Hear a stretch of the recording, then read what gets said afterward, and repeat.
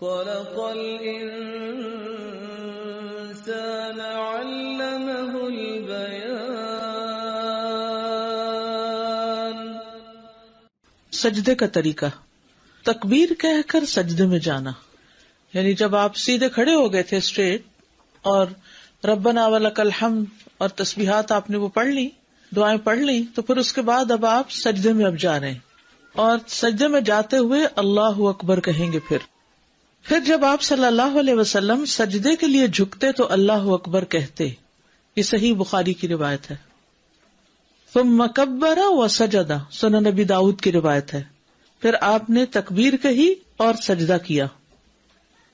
سجدے میں جاتے ہوئے گھٹنوں سے پہلے ہاتھ رکھنا، یہ مسئلہ بہت متنازع فی ہے اور ہمیشہ لوگوں کے بیچ میں سوال کی شکل میں بار بار ابھرتا رہتا ہے کہ پہلے گھٹنے رکھیں یا پہلے ہاتھ رکھیں. تو کیا پتا چلا؟ پہلے ہاتھ رکھنے پھر گھٹنے رکھنے. ابن عمر رضی اللہ عنہما سے مروی ہے کہ وہ سجدہ کرتے وقت گھٹنوں سے پہلے اپنے ہاتھ زمین پر رکھتے تھے اور کہتے ہیں کہ رسول اللہ صلی اللہ علیہ وسلم ایسا ہی کیا کرتے تھے. نافع کہتے ہیں کہ ابن عمر رضی اللہ عنہما سجدہ کرتے وقت گھٹنوں سے پہلے اپنے ہاتھ زمین پر رکھتے تھے. ابو ہریرہ سے مروی ہے، کہتے ہیں کہ رسول اللہ صلی اللہ علیہ وسلم نے فرمایا، جب تم میں سے کوئی سجدہ کرے تو ایسے نہ بیٹھے جیسے کہ اونٹ بیٹھتا ہے، اس کو چاہیے کہ اپنے ہاتھ اپنے گھٹنوں سے پہلے رکھے. یعنی کچھ لوگ کیا کرتے ہیں، پہلے گھٹنے رکھ کے بیٹھتے ہیں پھر سجدے میں جاتے ہیں. ایسا نہیں کرنا چاہیے. اسٹریٹ کھڑے اللہ اکبر کہہ کے نیچے گئے، پہلے ہاتھ رکھے پھر گھٹنے رکھے پھر بیٹھے. ٹھیک ہے. 7 اعضاء پر سجدہ کرنا. عباس بن عبد المطلب رضی اللہ عنہ سے روایت ہے کہ انہوں نے رسول اللہ صلی اللہ علیہ وسلم کو فرماتے ہوئے سنا، جب کوئی بندہ سجدہ کرتا ہے تو اس کے ساتھ 7 اعضاء سجدہ کرتے ہیں، اس کی پیشانی اور اس کے دونوں ہاتھ اور اس کے دونوں گھٹنے اور اس کے دونوں قدم. یہ جو ناک ہے، یہ یعنی جب پیشانی رکھیں گے تو ناک تو پیشانی سے بھی اونچا ہے، وہ بھی ساتھ رکھا جائے گا.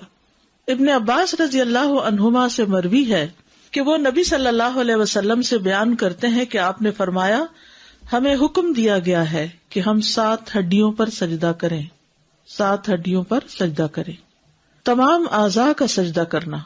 آپ صلی اللہ علیہ وسلم فرماتے تھے، اپنے بازوؤں کو درندے کے پھیلانے کی طرح زمین پر نہ پھیلاؤ جیسے شیر چیتا وغیرہ بیٹھتا ہے، اور تم اپنی ہتھیلیوں پر ٹیک لگاؤ. ہتھیلیاں یعنی ہاتھ. اور اپنی بغلوں کو دور رکھو، یعنی ساتھ چمٹ کے نہیں رکھو. پھر جب تم ایسا کرو گے تو تمہارا ہر عضو تمہارے ساتھ سجدہ کرے گا. ورنہ کیا ہے، کچھ عضو ریسٹنگ پوزیشن میں آ جاتے ہیں اور کچھ سجدہ کر رہے ہوتے ہیں. تو جب انسان ہتھیلیوں پر اپنا پورا وزن ڈالتا ہے تو پھر سارے کا سارا جسم ایک طرح سے سجدے میں ہوتا ہے. ادھر سے گھٹنے لگے ہوئے ہیں، ادھر سے پاؤں لگے ہوئے، ادھر سے سر لگا ہوا ہے، ادھر سے ہتھیلیاں. اور اگر آپ کونیاں زمین پر ٹکا دیتے ہیں تو کیا ہوتا ہے، آپ آرام کی پوزیشن میں آ جاتے ہیں، آرام ہونے لگتا ہے. اور جو شخص 7 اعضاء پر سجدہ نہ کرے اس کا کیا حال ہے. بخاری اور مسلم کی روایت ہے، سجدہ کرنے والے کے لیے جائز نہیں کہ وہ 7 اعضاء میں سے کسی بھی چیز کو اٹھائے، کیونکہ نبی صلی اللہ علیہ وسلم نے فرمایا، مجھے 7 ہڈیوں پر سجدہ کرنے کا حکم دیا گیا ہے. پیشانی پر اور اپنے ہاتھ سے ناک کی طرف اشارہ کیا، دونوں ہاتھوں، دونوں گھٹنوں اور دونوں پاؤں کی انگلیوں پر. اگر وہ اپنے دونوں پاؤں یا ان میں سے کوئی ایک، یا دونوں ہاتھ یا ان میں سے کوئی ایک، یا اپنی پیشانی یا اپنی ناک یا ان دونوں کو اٹھا لے تو اس کا سجدہ باطل ہو جائے گا اور اسے شمار نہیں کیا جائے گا. اور جب سجدہ باطل ہو گیا تو نماز بھی باطل ہو جائے گی. یعنی اگر کوئی شخص صرف ایک ہاتھ رکھتا ہے دوسرا رکھتا ہی نہیں، صرف پیشانی رکھتا ہے ناک رکھتا ہی نہیں، یا صرف ناک رکھتا پیشانی نہیں رکھتا، یا پھر گھٹنے تو رکھے ہوئے کیونکہ اس کے بغیر تو نیچے جا نہیں سکتے، تو گھٹنے اس طرح رکھے کہ پیچھے سے پاؤں اٹھ گئے، تو پاؤں اٹھنے نہیں چاہیے، پاؤں زمین کے ساتھ لگے رہنے چاہیے. تو اگر یہ 7 اعضاء نہیں لگے زمین پر تو سجدہ نہیں ہوگا. سجدہ نہیں ہوا تو نماز نہیں ہوگی. یہ یاد رکھیے، یہ بہت اہم بات ہے، یہ نماز کا اہم ترین حصہ ہے. چہرے کو اچھی طرح زمین پر ٹکانا. ایک طویل حدیث میں رفاعہ سے روایت ہے کہ نبی صلی اللہ علیہ وسلم نے ایک آدمی سے فرمایا جو نماز پڑھ رہا تھا، اور نبی صلی اللہ علیہ وسلم نے اسے نماز لوٹانے کا حکم دیا اور فرمایا جب تم سجدہ کرو تو اپنے چہرے اور ہاتھوں کو زمین پر اچھی طرح لگاؤ یہاں تک کہ تمہاری ہر ہڈی اطمینان کے ساتھ اپنی جگہ پر چلی جائے. ٹھیک ہے، یعنی اچھی طرح ٹک کے کرو سجدہ، جلدی میں نہیں، کیونکہ جو جلدی میں کرتا ہے وہ ایسے ہی جیسے ٹھونگا مار رہا ہو. ناک اور پیشانی اچھی طرح زمین پر ٹکانا. سنن الترمذی کی روایت ہے نبی صلی اللہ علیہ وسلم جب سجدہ کرتے تو اپنی ناک اور اپنی پیشانی خوب اچھی طرح زمین پہ جماتے اور اپنے دونوں ہاتھوں کو اپنے دونوں پہلوؤں سے دور رکھتے اور اپنی دونوں ہتھیلیوں کو دونوں کندھوں کے مقابل رکھتے، یعنی دونوں کندھوں کے مقابل آگے، یعنی کہ ایسے باہر کر کے سامنے ہی، یعنی جیسے جہاں کندھے آ رہے ہیں وہیں ہاتھ آ رہے ہیں. ابن عباس رضی اللہ عنہما سے روایت ہے کہ آپ صلی اللہ علیہ وسلم نے فرمایا اپنی ناک کو بھی زمین پر رکھ دو تاکہ وہ بھی تمہارے ساتھ سجدہ کرے. ناک کو پیشانی کی طرح زمین پر پہنچانا. آپ صلی اللہ علیہ وسلم فرمایا کرتے تھے اس شخص کی نماز نہیں جس نے اپنی ناک کو زمین تک اتنا نہیں پہنچایا جتنا کہ اس کی پیشانی پہنچتی ہے. دونوں ہاتھوں کا سجدہ. ابن عمر بیان کرتے ہیں کہ بے شک دونوں ہاتھ بھی سجدہ کرتے ہیں جس طرح چہرہ سجدہ کرتا ہے. جب تم میں سے کوئی سجدے میں زمین پر اپنا چہرہ رکھے تو ہاتھ بھی زمین پر رکھے، اور جب چہرہ اٹھائے تو انہیں بھی اٹھا لے.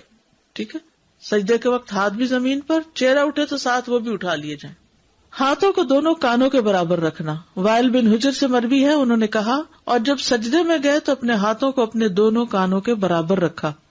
ہاتھوں کو کندھوں کے برابر رکھنا. اب یہاں آپ دیکھیے ایک روایت میں آ رہا ہے دونوں کانوں کے برابر اور یہاں کندھوں کے برابر، تو کندھے اور کان سجدے میں قریب قریب ہی ہوتے ہیں. پھر سجدہ کیا اور اپنے دونوں ہاتھوں کو اپنے کندھوں کے برابر رکھا. یہ تھوڑے آگے تھوڑے پیچھے ہو جائے تو کوئی حرج نہیں، دونوں طرح سے ٹھیک ہے. ہاتھوں کی انگلیاں قبلہ رخ کرنا، سامنے رکھنا. کچھ لوگ یوں کر کے سجدہ کر رہے ہوتے ہیں، انگلیوں کا اینگل ٹیڑھا ہو رہا ہوتا ہے. نہیں، انگلیاں سیدھی رکھنی ہے.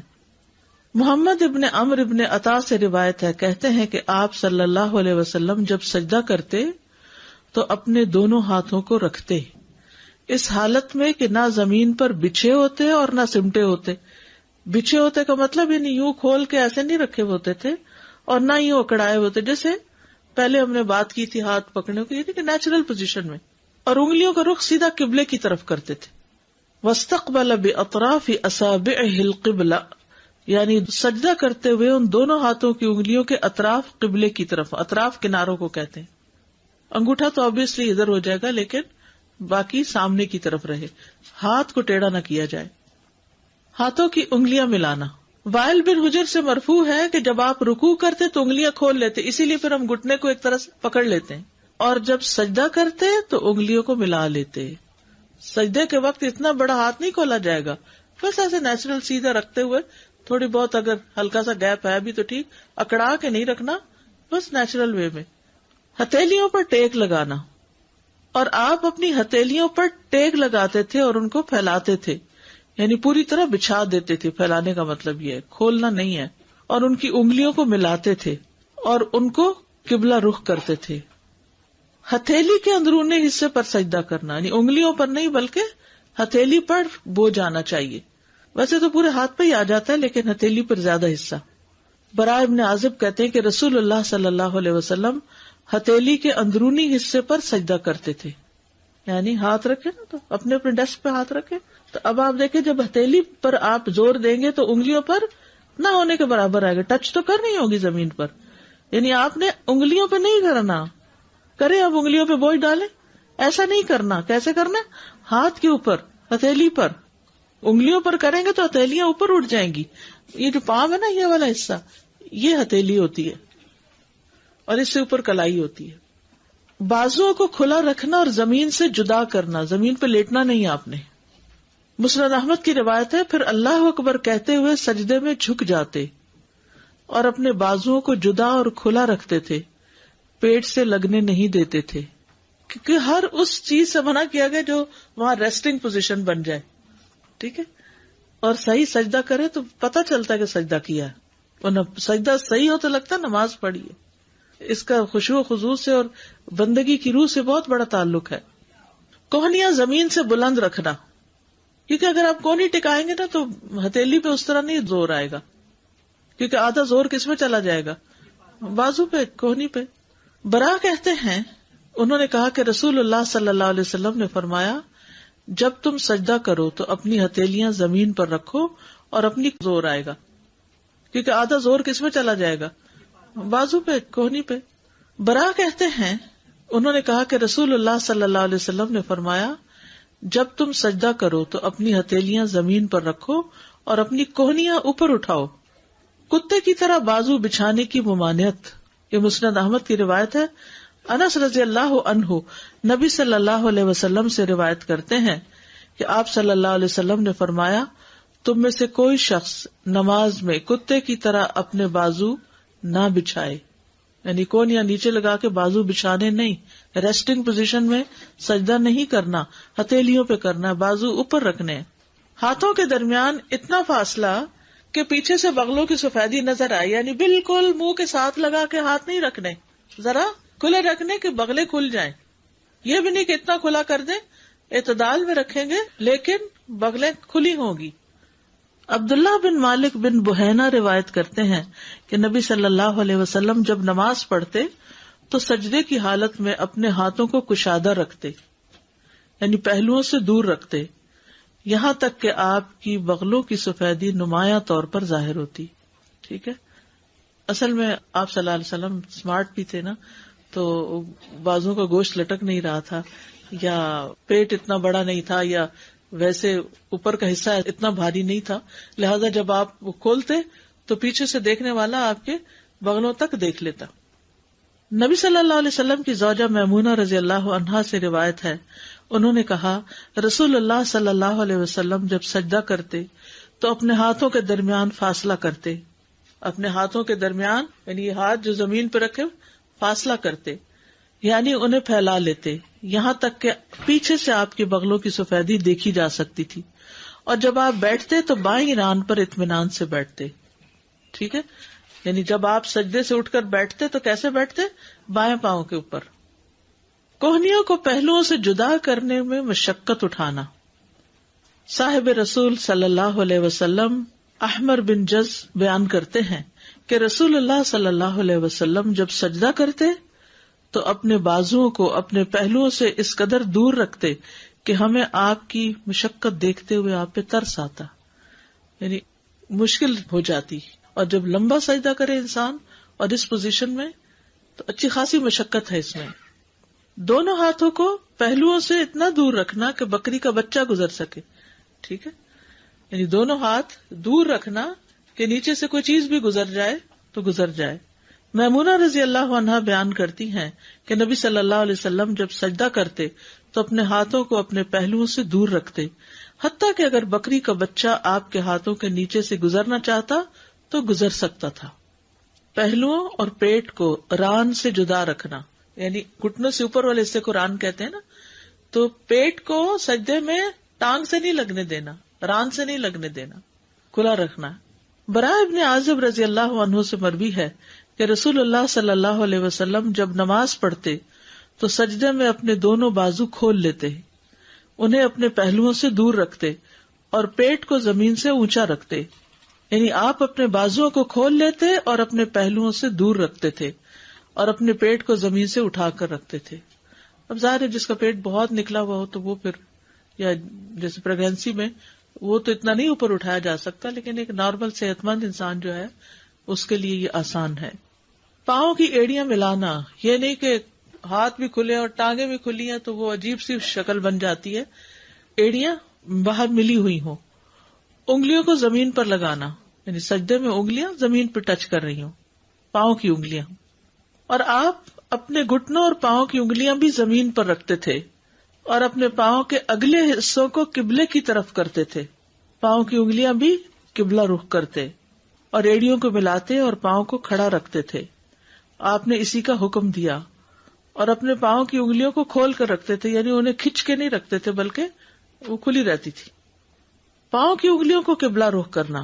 ابو حمید ساعدی رضی اللہ عنہ نے فرمایا مجھے رسول اللہ صلی اللہ علیہ وسلم کی نماز تم سب سے زیادہ یاد ہے. ابو حمید کو ان کی نماز سب سے زیادہ یاد تھی. اور جب آپ نے سجدہ کیا تو نہ آپ دونوں ہاتھوں کو بچھائے ہوئے تھے اور نہ ہی انہیں سمیٹے ہوئے تھے، نہ دونوں ہاتھوں کو بچھائے ہوئے اور نہ سمیٹے ہوئے، اور آپ کے پاؤں کی انگلیاں قبلہ رخ تھیں۔ پاؤں کی انگلیاں کشادہ رکھنے میں ایک اور حدیث بھی ہے مسند احمد کی۔ اب سجدے میں اطمینان کا وجوب، اطمینان سے سجدہ کیا جائے۔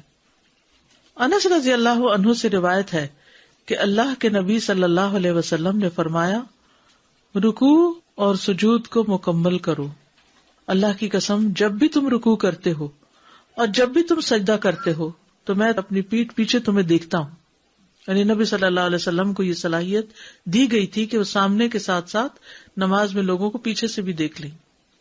سجدے میں اطمینان محمد صلی اللہ علیہ وسلم کی سنت ہے۔ حذیفہ رضی اللہ عنہ سے روایت ہے کہ انہوں نے ایک شخص کو دیکھا جو اپنا رکوع اور سجدہ پوری طرح نہیں کرتا۔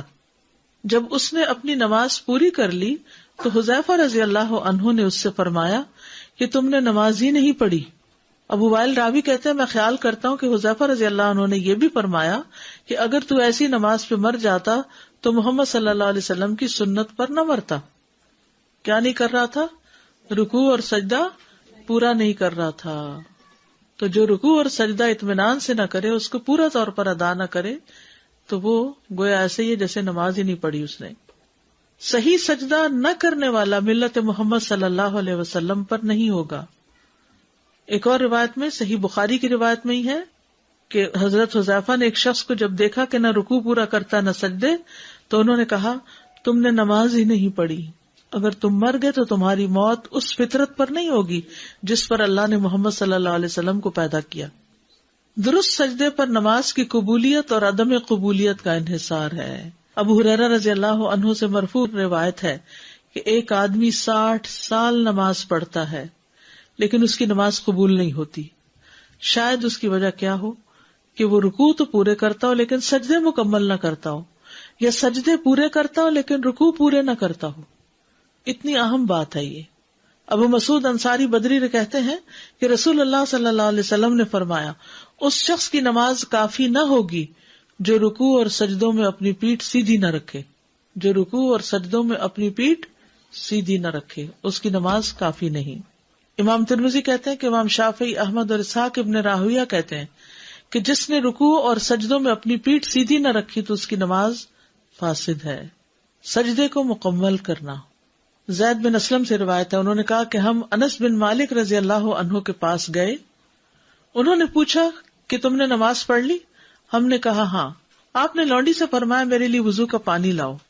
میں نے کسی ایسے امام کے پیچھے نماز نہیں پڑھی جو تمہارے اس امام سے بڑھ کر رسول اللہ صلی اللہ علیہ وسلم جیسی نماز پڑھتا ہو۔ زید نے کہا، عمر بن عبدالعزیز رکوع اور سجدے مکمل کرتے تھے اور قیام اور قعود ہلکا کرتے تھے، یعنی بہت لمبا قیام اور بہت لمبا تشہد نہیں پڑھتے تھے، لیکن رکوع اور سجدے بہت اطمینان سے ادا کرتے تھے۔ تو میک شور کہ رکوع اور سجدہ ٹھیک ہو، اطمینان سے ٹک کے سجدہ کرنا۔ سنن نبی داؤد میں نبی صلی اللہ علیہ وسلم کا فرمان ہے، اور جب سجدہ کرو تو ٹک کر سجدہ کرو، فمکن لسجودک، حتیٰ کہ جوڑ مطمئن ہو جائیں، پھر اللہ اکبر کہے، سجدہ کرے حتیٰ کہ اس کے جوڑ اطمینان سے ٹک جائیں۔ ہر عضو کا اپنی اپنی جگہ پہ ٹکنا۔ سنن نبی داؤد کی روایت میں نبی صلی اللہ علیہ وسلم کی نماز کے بارے میں آتا ہے، اور سجدہ کیا اور اپنی ہتھیلیوں کو زمین پر رکھا، پھر کوہنیوں کو پہلوؤں سے دور کیا، حتیٰ کہ ہر عضو اپنی جگہ پہ ٹھہر گیا۔ یعنی یہ پرائم ٹائم ہے، نماز کا پیک ٹائم ہے کہ جس میں انسان بندگی کا شدید اظہار کر رہا ہوتا ہے، تو اس کو بہت صحیح طور پر ادا ہونا چاہیے، جلدی جلدی سجدہ نہ کرنا۔ ابو عبداللہ اشعری سے روایت ہے، کہتے ہیں کہ رسول اللہ صلی اللہ علیہ وسلم نے اپنے اصحاب کو نماز پڑھائی، پھر ان کے ایک گروہ میں بیٹھ گئے۔ ایک آدمی آیا، وہ کھڑے ہو کے نماز پڑھنے لگا، تو وہ رکوع کرتا اور سجدے ایسے کرتا جیسے ٹھونگے مارے جاتے ہیں، جلدی جلدی بس ٹھک ٹھک۔ تو نبی صلی اللہ علیہ وسلم نے فرمایا، کیا تم لوگ اس کو دیکھ رہے ہو؟ جو شخص اس حالت میں مر گیا وہ اس حالت میں مرے گا کہ محمد کی ملت پر نہ ہوگا صلی اللہ علیہ وسلم۔ یہ شخص اس طرح نماز میں ٹھونگے مار رہا ہے جیسے کوا خون میں ٹھونگے مارتا ہے، یعنی کوئی اپنا شکار کھانے کے لیے۔ تو وہ شخص جو رکوع کرتا ہے، اپنے سجدے میں ٹھونگے مارتا ہے، اس کی مثال ایسے بھوکے شخص کی ہے جو 1 یا 2 کھجوریں کھائے تو یہ اس کی بھوک کو کیا مٹائیں گی۔ اچھی طرح مکمل وضو کیا کرو، ایڑیوں کے لیے آگ کا عذاب ہے، رکوع اور سجدوں کو مکمل کیا کرو۔ کس قدر تاکید اور کتنی زیادہ اہمیت ہے کہ انسان اپنا وضو بھی صحیح کرے، رکوع اور سجدے بھی ٹھیک کرے. پھر مرغے کی طرح ٹھونگے مارنے سے بچنا چاہیے. نبی صلی اللہ علیہ وسلم نے 3 باتوں سے منع کیا ہے. نماز میں مرغے کی طرح ٹھونگے نہ ماروں، کتے کی طرح نہ بیٹھوں، اور لومڑی کی طرح ادھر ادھر نہ دیکھوں. ٹھیک ہے، کتا بازو بچھا کے جو آگے بیٹھتا ہے نا، یا ایک ٹانگ اٹھا کے جو بیٹھتا ہے. مکمل سجدہ نہ کرنے والا نماز کا چور ہے. رسول اللہ صلی اللہ علیہ وسلم نے فرمایا لوگوں میں سب سے بدترین چور وہ ہے جو اپنی نماز میں چوری کرتا ہے. لوگوں نے پوچھا اللہ کے رسول انسان اپنی نماز میں کس طرح چوری کر سکتا ہے؟ آپ نے فرمایا اس طرح کہ وہ اس میں رکوع اور سجود مکمل نہ کرے، یا فرمایا جو رکوع اور سجود میں اپنی پشت سیدھی نہ رکھے، یعنی اسٹریٹ نہ رکھے. سجدہ پورا نہ کرنے والے کے لیے وعید. علی بن شیبان جو اپنے قبیلے کے وفد میں شامل تھے، انہوں نے فرمایا ہم لوگ اپنے علاقے سے نکلے یہاں تک کہ رسول اللہ صلی اللہ علیہ وسلم کی خدمت میں حاضر ہوئے. ہم نے آپ کی بیعت کی، آپ کے پیچھے نماز ادا کی.